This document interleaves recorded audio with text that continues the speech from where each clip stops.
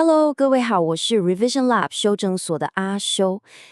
这个问题你大概每天都听到，听到都快腻了。AI 会不会抢走我们的工作？但说真的，大部分的讨论，要么是过度恐慌，要么是过度乐观，很少有人真的拿出数据来看。所以今天我们不做预言家，我们来当个侦探。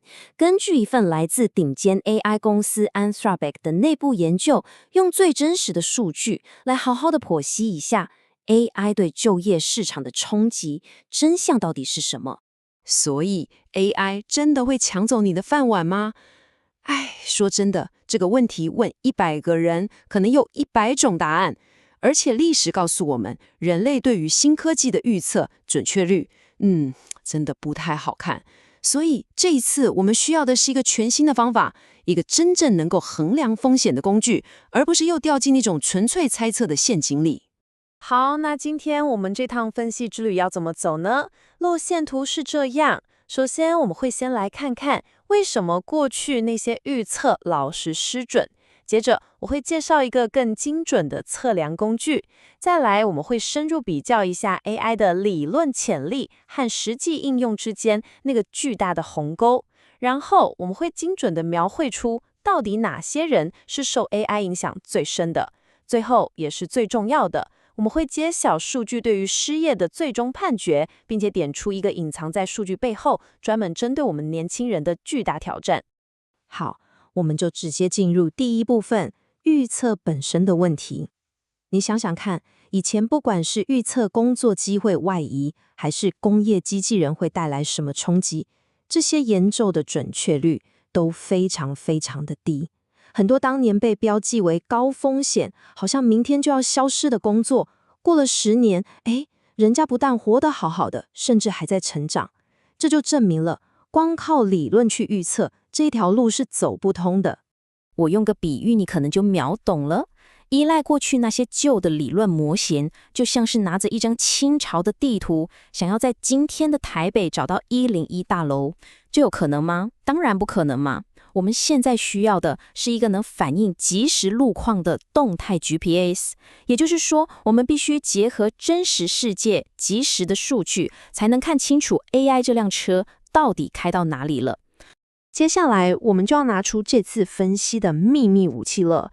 这次研究的核心就是导入了一个全新的测量指标，叫做观测透露度，英文是 Observed Exposure。你可以把它想象成一副 X 光眼镜，它的目的就是要穿透所有市场上的迷雾跟媒体的噪音，让我们直接看到 AI 在职场上到底留下了哪些真实的足迹。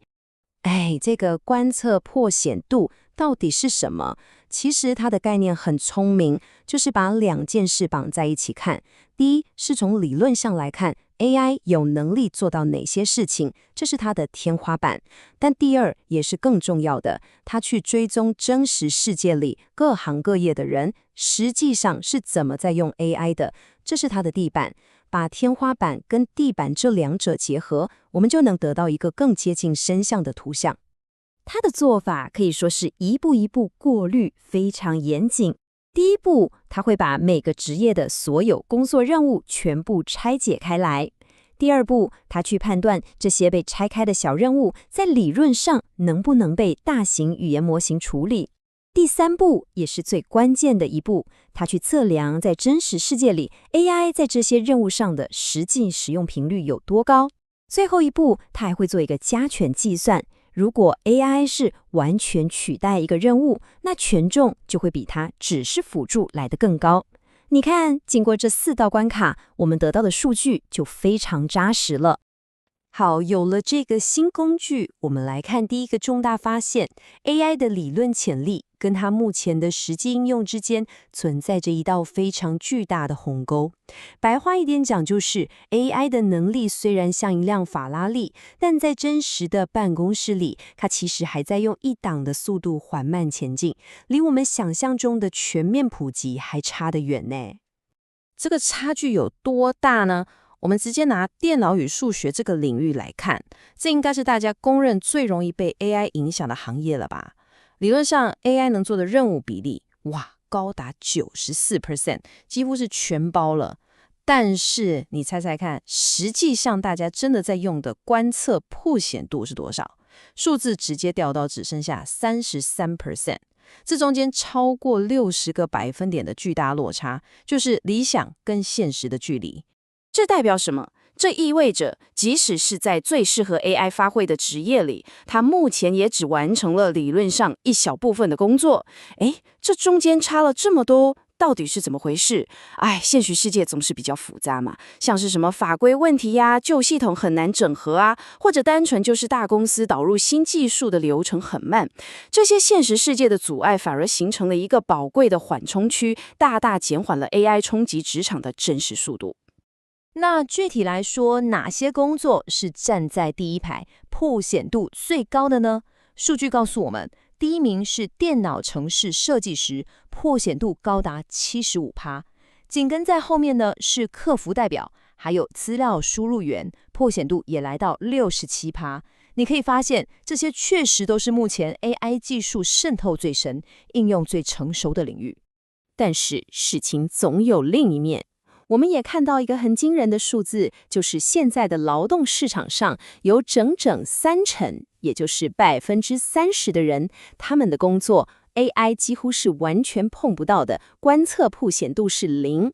比如说像是厨师、汽车技师、救生员这些工作，他们的工作内容在短期内很难被任何演算法轻易的取代。好，既然我们知道哪些工作曝险度最高，那下一个问题就很自然了。做这些工作的人到底都是谁？他们长什么样子？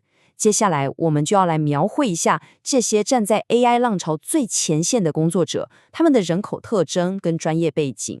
接下来这个发现，我敢说绝对会颠覆你的直觉。我们一般都想说，一定是那些比较基层、薪水比较低的工作最危险，对吧？错了，数据完全不是这样讲的。在高曝险的群体中，我们发现了几个惊人的特征：他们的女性比例更高，教育程度普遍高，年龄也比较长，而且他们的平均薪资比那些零曝险的群体整整高出了47%。没错，你没有听错，我再重复一次这个结论，因为它实在太重要了。受 AI 影响最深的群体，收入高出47%，教育程度更高，而且更有可能是年长的女性。这个结论可以说完全推翻了 AI 只会冲击低阶工作这种普遍的迷思。事实上，受影响最深的，反而是那些在公司里经验丰富、薪水更高的专业人士。讲到这里，我们终于来到最核心的问题，也是大家最想知道答案的问题了。既然这些高曝险工作者的轮廓这么清楚，那他们真的因为 AI 而失业了吗？数据对失业这件事究竟给出了什么样的判决？让我们把问题问得更直接一点。从2022年底 AI 技术大爆发以来，这些高曝险的工作者真的开始大规模的失去工作了吗？答案很干脆，就2个字：没有。数据显示，到目前为止，在高曝险群体中，并没有出现任何系统性的失业率上升。这可以说是这份报告最让人意外，也最违反直觉的结论。尽管 AI 的讨论铺天盖地，但它还没有真正引发所谓的失业海啸。不过，事情真的有这么乐观吗？如果你只看到这里，那就太天真了。真正的魔鬼都藏在细节里。虽然整体的失业率没有上升，但在这个平静的数据表面之下，其实隐藏着一个更微妙也更值得我们警惕的趋势，一个关于机会的趋势。如果你是年轻朋友，接下来这一段你真的要仔细听了。这次分析的最后一个发现，锁定了一个特定的群体，年轻的职场新鲜人。数据告诉我们， AI 带来的真正挑战，可能不是取代那些已经在位子上的人，而是为下一代默默地设置了一道全新的、更高的入行门槛。重点来了 ，AI 现在真正的冲击点不是在解雇，而是在招聘。冲击的不是在职者，而是那些正准备踏入职场的人。这里有一个非常关键的数据佐证，从2022年底以来，在那些我们前面提到了高曝险职业中，22到25岁年轻人的新工作录用率竟然下降了整整14%。14%不是一个小数字哦，这是一个非常明显的警讯，代表企业在这些领域已经开始踩下招聘新鲜人的刹车了。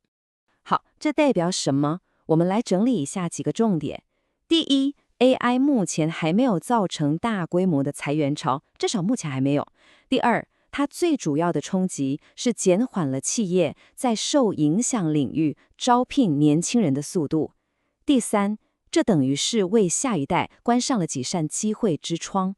最后，这就是整个就业市场结构性转变的一个非常早期的警讯。